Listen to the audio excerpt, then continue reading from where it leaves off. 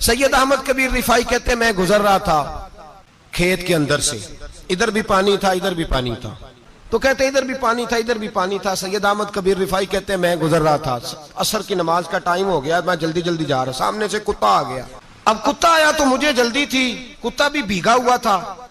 अब मेरा दिल करे कि कुत्ता नीचे उतरे तो मैं गुजरूं, कुत्ता खड़ा है कि ये साइड पे हो तो मैं गुजरूं। कहते हैं देर हो गई, तो मुझे डर लगता था, मैंने कभी कुत्ते को भी नहीं झिड़का था, कभी कुत्ते को भी, अपनी इतनी हैसियत ही नहीं, झिड़का ही नहीं कभी किसी को। आप फरमाते हैं देर हो गई तो मैंने कहा या अल्लाह, हजरत सैयद अहमद कबीर कहते हैं मैंने कहा या अल्लाह इस कुत्ते को जुबान ही दे दे, मैं इसे कुछ समझा ही दूं, इसे जुबान ही दे दे, तू तो कादर मुतलक है। उसे जुबान दे दी तो मैंने कुत्ते से कहा नीचे उतर जा, मैंने नमाज पढ़नी है। तो कहने लगा बाबा जी आप उतर जाए, आप उतर जाए, आप उतर जाए, मैं क्यों उतरूं। तो सैयद अहमद कबीर रिफाई कहते हैं मैंने उससे कहा कि बात यह है कि मेरे ऊपर नमाज फर्ज है, तेरे ऊपर फर्ज नहीं, तो मैंने नमाज पढ़नी है। अगर मैं खेत में उतर गया तो कीचड़ है, मेरे कपड़ों को मिट्टी लग जाएगी, पता नहीं पानी पाक है कि नापाक है, तो तू उतर जा, तेरे ऊपर नमाज नहीं फर्ज, तो मुझे जाने दे। तो सैयद अहमद कबीर रिफाई कहते हैं उसने ऐसी बात की कि मेरे ऊपर वजब तारी हो गया। कुत्ते ने बात की तो मैं कांपने लगा। राती जागे शेख सदावे, राती जाग दे कुत्ते, तैथों उत्ते मालक दा दर मूल न छड़ दे, भावे मारो 100 जुत्ते तैथों उत्ते, वो एक बुरकी दा कदर पछानन, भावे मालक हो मन सुत्ते तैथों उत्ते, रुखा सुखा खा दिने जा रुखा विच सुत्ते ते तैथों उत्ते, उठ बुलिया चल यार मना ले नहीं ते बाजी लै गए नहीं कुत्ते, उठ बुलिया चल यार मना ले नहीं ते बाजी लै गए कुत्ते ते तैथों उत्ते।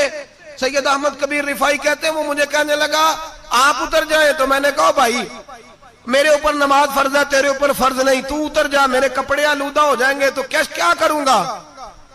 तो कहते हैं उसने बात की तो मैं घबरा गया और छलांग लगा के मैं खेत में उतर गया।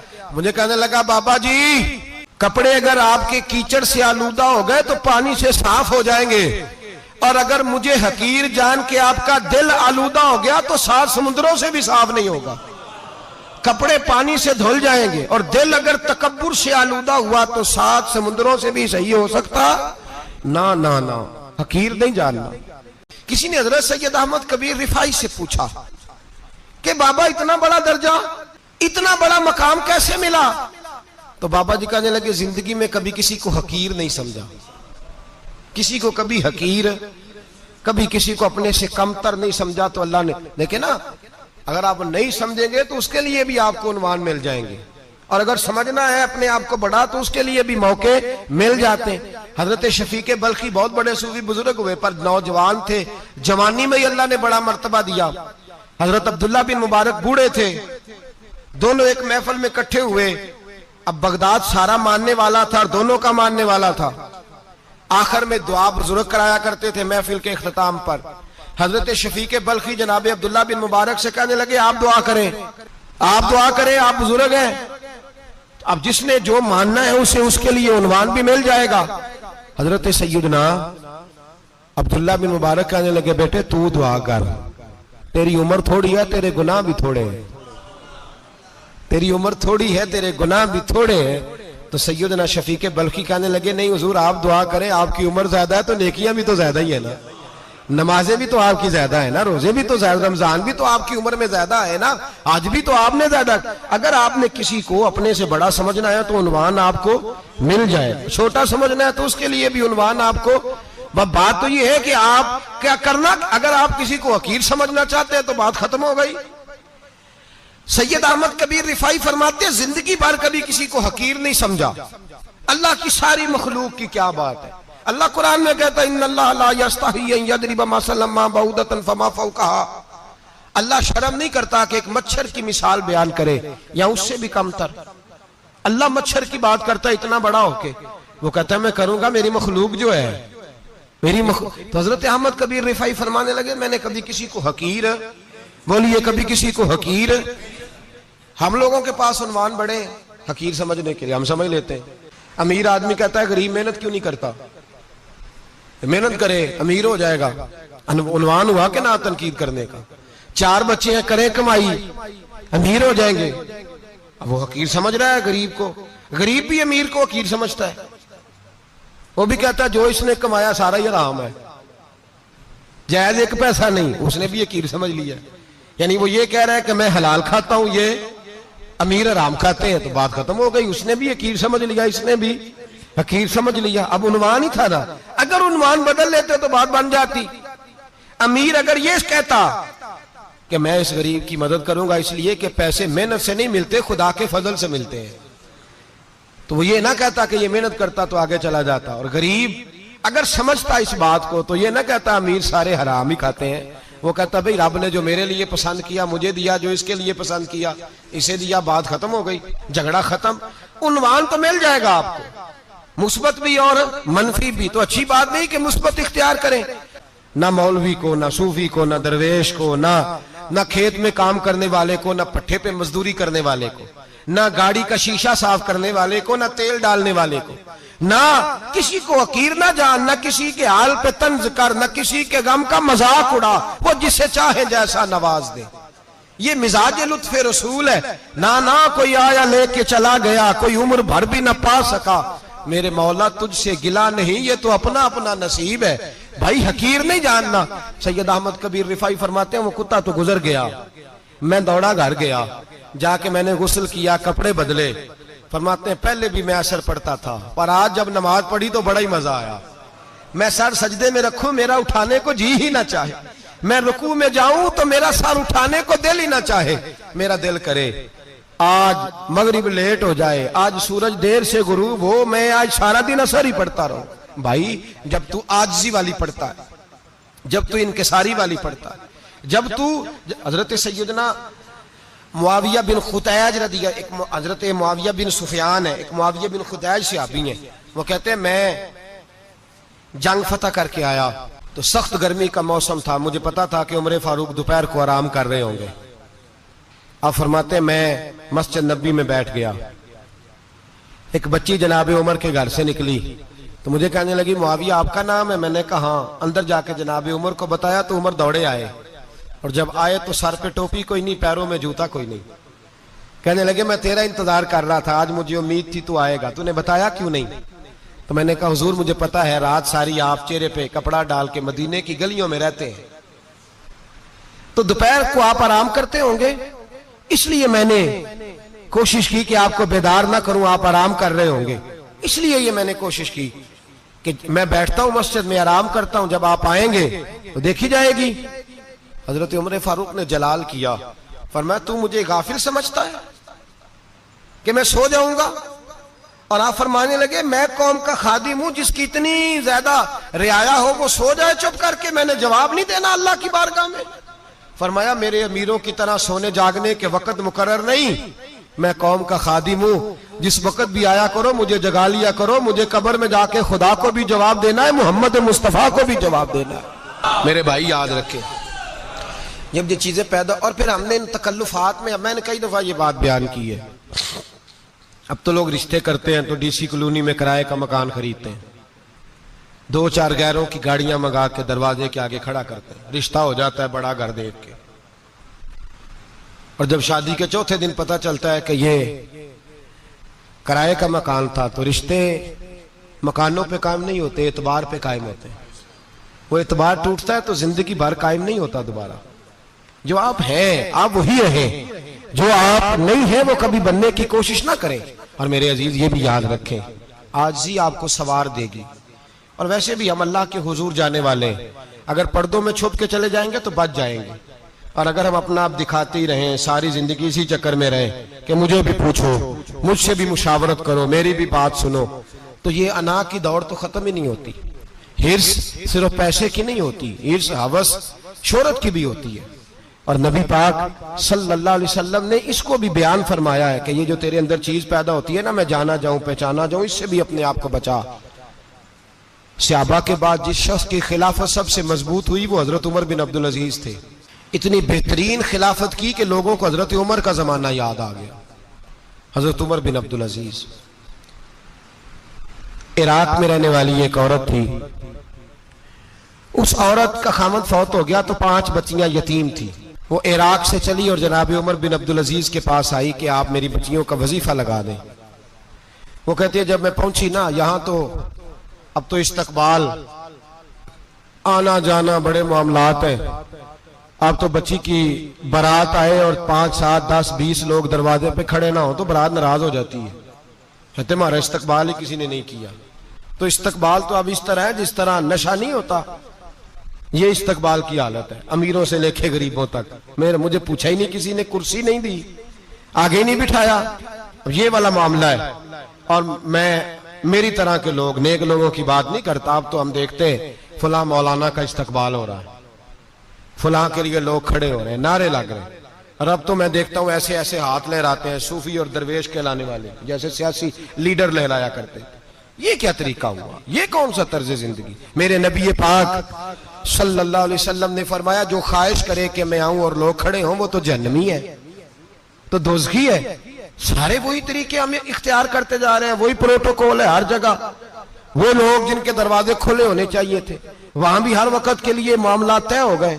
याद रखें मेरे नबी पाक अलैहिस्सलातु सलाम ने जो तालीमात दी, हजरत उमर बिन अब्दुल अजीज रहमतुल्लाह ताला अलैह, औरत कहती है मैं पहुंच गई, मैंने लोगों से पूछा घर कहाँ है, तो कहा वो जहां बोरी लटक रही है ना बाहर, टाट का पर्दा लगा हुआ है, वो हजरत उमर बिन अब्दुल अजीज का घर है। कहती है मैं दरवाजे पे दस्तक दी, एक औरत ने दरवाजा खोला तो मुझे बीबी जान के अंदर बुलाया। तो उनके घर के अंदर जब मैं दाखिल हुई तो बड़ा सारा सेन था, एक तानिम कुआं लगा था, एक तरफ एक बड़ा दरख्त था और एक छोटा सा बनाई हुई थी जगह बर्तन धोने के लिए। और बीबी ना बर्तनों को मिट्टी लगा के साबुन लगा के बैठी हुई थी, काम कर रही थी वो औरत। मुझे उसने दरख्त के नीचे बिठाया, पानी पिलाया। कैसे आई हो? मैंने कहा अमीरुल मोमिनीन से मिलना है। कहने लगी बैठो थोड़ी देर में आ जाते। कहती थोड़ी, मैंने समझा घर की कोई मुलाजमा है, मैं बैठ गई। थोड़ी देर गुजरी, फिर दस्तक हुई, उस बीबी ने उठ के दरवाजा खोला। तो जब वो शख्स अंदर आए तो कहने लगी बड़ी देर से बर्तनों को साबुन लगा के बैठी हूं, कहाँ रह गए थे?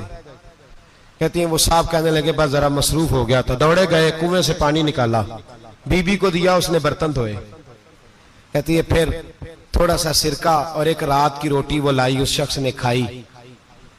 मैंने कहा कि ये दोनों घर के मुलाजम हैं, मियां बीवी काम करते हैं। जब वो खाना खा चुके तो वो औरत मेरे पास आई, कहने लगी उठ के मिल लो अमीरुल मोमिनीन से। मैंने कहा कौन अमीरुल मोमिनीन? तो कहने लगी कब से तो आए हैं, ये जिसने कुएं से पानी निकाला यही मुसलमानों का अमीर है, और ये जिसने दरख्त के नीचे बैठ के सिरके से रोटी खाई है यही। ये फरिश्तों की दास्तान नहीं, ये वो लोग हैं। मैं रात को भी कह रहा था एक जगह पे कि ये लोग जो है ना जिनका आप रोज शिकवा करते हैं हुकूमतें बड़ी खराब हैं, ये कोई नहीं खराब, बिल्कुल खराब नहीं। जितने सियासी लीडर हैं सारे सही हैं। खराब वो लोग हैं जो इन्हें वोट दे के लीडर बनाते हैं, बिल्कुल खराब नहीं। मैं तो इनके हक में होता जा रहा हूं। नाराज हो गए ना आप लोग?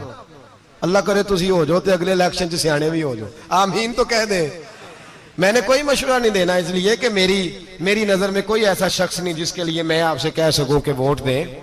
और हम तो ऐसी बात करें तो कई लोग नाराज होकर चले जाते हैं, लेकिन कोई परवाह नहीं, इसलिए कि ये दीन मेरे नबी पाक का दीन सिर्फ मस्जिद का दीन नहीं। इंशाअल्लाह आइंदा जुम्मे नजरिया पाकिस्तान बयान करूंगा और बताऊंगा कि पाकिस्तान का मतलब क्या, ला इलाहा इल्लल्लाह मुहम्मदुर रसूलुल्लाह सल्लल्लाहु अलैहि वसल्लम। हुजूर का जो कुरान नाफज होगा मस्जिद में, वो कुरान कचहरी में भी नाफज होगा इंशाअल्लाह। और वो कुरान नाफज होने आया है, असेंबलियों में वही कुरान नाफज होगा इंशाअल्लाह। और यही चिराग जलेगा तो रोशनी होगी। बयान करेंगे और डट के बयान करेंगे, आपको बताएंगे। बस जो बात समझा रहा हूं फिल वक्त वो समझे, मुजरम वो नहीं जो बड़ा बन के लूटता है, मुजरम वो है जो उसको सपोर्ट करता है, जिसने उसे बड़ा बनाया है। ये याद रख लें, हमारी कोई बचत नहीं होगी, हमसे पूछा जाएगा। हम सारे कचहरी में खड़े होंगे, अल्लाह सवाल करेगा कि तुम बताओ तुम इनके मददगार क्यों बने थे, तुम सपोर्ट क्यों करते थे, ये पूछा जाएगा और हमने जवाब देना है। बहरहाल आम दाम पर सरे मतलब जनाब उमर बिन अब्दुल अजीज रहमतुल्लाह अलैह के वो बीबी गई तो कहने लगी कि ये अमीरुल मोमिनीन ने कहा, वो उठ के हाजिर हुई, कहा हुजूर मैं इराक से आई हूं, मेरा खामद फौत हो गया, मेरी 5 बेटियां हैं, वजीफा लगा दे। वो बीबी कहती है मेरा दिल था कि यतीम बच्चियों का 100 दिनार साल का लगा देंगे तो बड़ी बात है। कहती है जब मैं उनके पास गई तो हजरत उमर बिन अब्दुल अजीज को बताया तो वो रोने लग गए और मुझसे माफियां मांगने लगे। मैंने कहा हुजूर आप क्यों माफी मांगते हैं? तो कहने लगे इसलिए माफी मांग रहा हूं कि तू मेरी रियाया में थी और तेरी 5 बच्चियां यतीम थी, तुझे खुद चल के आना पड़ा है। मेरा काम था तेरी खबर लेता, माफ कर दे अल्लाह की रिजा के लिए। उन्होंने वजीफा लिखना शुरू किया तो मेरी एक बच्ची का 1000 दिनार साल का लिखा। मैंने कहा अल्लाह तेरा शुक्र है। फिर दूसरी बच्ची का 1000 लिखा तो मैंने कहा अल्लाह तेरा शुक्र है। तीसरी का 1000, चौथी मैंने कहा शुक्र है। जब चौथी का लिखा तो मैंने कहा अल्लाह आपका इकबाल बुलंद करे, अल्लाह आपको हमेशा इसी तरह फलता फूलता रखे। कहते हैं जनाब उमर बिन अब्दुल अजीज ने कलम रख दिया, फरमाने लगे मैं 5वीं का वजीफा नहीं लिखूंगा, 4 बहनों से कहना बांट के इसे भी दे दें। कहा हुजूर क्यों? आप फरमाने लगे जब तक तू अल्लाह का शुक्र अदा कर रही थी मैं भी रब से जुड़ा हुआ था और अल्लाह से डर के लिख रहा था। अब तूने मेरी तारीफ की है, अब मेरी जात आ गई है। अब मैं अगर ये वजीफा लिखूंगा तो इससे अल्लाह राजी नहीं होगा, इससे मेरे नफ्स में रिया पैदा होगी। अब मैं 5वीं का नहीं लिखूंगा, जा और जाके इराक के गवर्नर को दे। बीबी कहती है मैं घोड़े पे बैठी और मैं चंद दिनों के बाद इराक पहुंची। जब सवेरे आके मैंने वालिए इराक को रुका दिया तो वो चीख मार के रोया। मैंने कहा क्या हुआ? तो कहने लगा बीबी आज रात को हजरत उमर बिन अब्दुल अजीज का इंतकाल हो गया, फौत हो गए, तो इंतकाल कर गए। कहती मैं भी तड़प के रोई। मैंने कहा मेरी यतीम बच्चियों का क्या बनेगा? तो वो गवर्नर कहने लगा तेरे वजीफे जारी रहेंगे, तुझे मिलते रहेंगे। तो कहने लगी कैसे? कहने लगा मैं अगर तो गवर्नर रहा तो तेरा वजीफा जारी रहेगा और अगर गवर्नरी से उतर भी गया तो मैं जाती तौर पे मालदार हूं, फिर भी तेरी बच्चियों के माहाना पैसे पहुंचते रहेंगे। मैंने कहा तू क्यों देगा? कहती है वो रो पड़ा। कहने लगा अगर अमीर हजरत उमर बिन अब्दुल अजीज जैसे हो तो फिर अल्लाह गवर्नरों के दिलों में भी रहम डाल दिया करता है, फिर मेरे जैसे लोगों को भी वो बदल देता है। हजरत उमर बिन अब्दुल अजीज घर आए, 3 बेटियां थी। एक को आवाज दी, वो आई तो उसने मुंह पे हाथ रखा है। दूसरी को आवाज दी, वो आई तो मुंह पे हाथ रखा है। तीसरी को आवाज दी तो मुंह पे हाथ रखा है। आपने अपनी बीवी से कहा कि ये बच्चियां मुंह पे हाथ क्यों तीनों ने रखा हुआ, क्या बात है? तो बीबी रो पड़ी, कहने लगी 4 दिन हो गए मेरी बेटियां प्याज से रोटी खा रही हैं, 4 दिन हो गए, उनके मुंह से बदबू आती है इसलिए वो आपके सामने आती हैं तो मुंह पे हाथ रख लेती हैं 4 दिनों से। बीबी रो रही है। हजरत उमर जलाल में आ गए। आप फरमाने लगे तू ये रो रही है, तू रोई है, तूने मेरे घर में रह के अल्लाह की नाशुक्री की है, तू शुक्र अदा नहीं करती कि 3 वक्त प्याज और रोटी तुझे घर की 4 दीवारी के अंदर मिल जाता? रो रही है और मैं आ मेरे साथ बाहर निकल, तुझे वो लोग दिखाऊं जो झोपड़ियों में रहते हैं और मांग के खाते हैं, आ तुझे दिखाऊं। इतनी नाशुक्री कि घर के अंदर प्याज पहुंच रहा है, रोटी पहुंच रही है और तू कहती है मेरी बेटियां प्याज से खाती हैं, शुक्र कर फाके नहीं काटने पड़े। फिर अगले लफ्ज कहे तो रो पड़े। फरमाने लगे मैंने तो मुस्तफा के वो हालात भी सुने हैं जिसमें कई दिन बीबी फातिमा ने फाके किए। तू घर के अंदर प्याज पहुंच रहा है, तो अभी भी सादगी, आजजी और कनात नेमत थी इन लोगों की। हमारे यहाँ रोज शिकवा है, किस बात का? गाड़ी कोई नहीं। रोज रोना है, किस बात का? बंगला कोई नहीं। रोज रोना है, किस बात का? बैंक बैलेंस कोई नहीं। 10 जोड़े क्यों नहीं ईद पे आए? और ये सिर्फ औरतों का मसला नहीं, हमारे अंदर भी ये बात बदर्जे औला। हम रोज अपने आप को मिस्कीन कहते हैं, गरीब कहते हैं, लाचार कहते हैं, मजबूर कहते हैं। कभी देखो वो जो झोंपड़ियों में रहते हैं, कभी पलट के देखो लोगों की तरफ जो पैदा हुए तो आंखें कोई नहीं थी, हाथ कोई नहीं थे, पैर कोई नहीं थे। वो देखो जो पैदा हुए तो सर पे बाप का साया कोई नहीं था। कैसे कैसे लोग वक्त गुजार रहे हैं। हम रोज आके कहते हैं कारोबार ठंडा हो गया, हालात बड़े खराब हो गए, हम बड़े मजबूर। क्या हो गया साहब? अल्लाह के दिन है, सारे अल्लाह के दिन है। वसल अच्छा है ना फिराक अच्छा है, यार जिस हाल में रखे वही हाल अच्छा है। बस अपने आप को मुतमईन करें, आजिज़ी, इनके सारी किनात, सादगी, इसको अपनी जिंदगी का हिस्सा बनाएं। अल्लाह दौलत सुकून अता कर देगा। आखिर दावाना अनिल हम्द।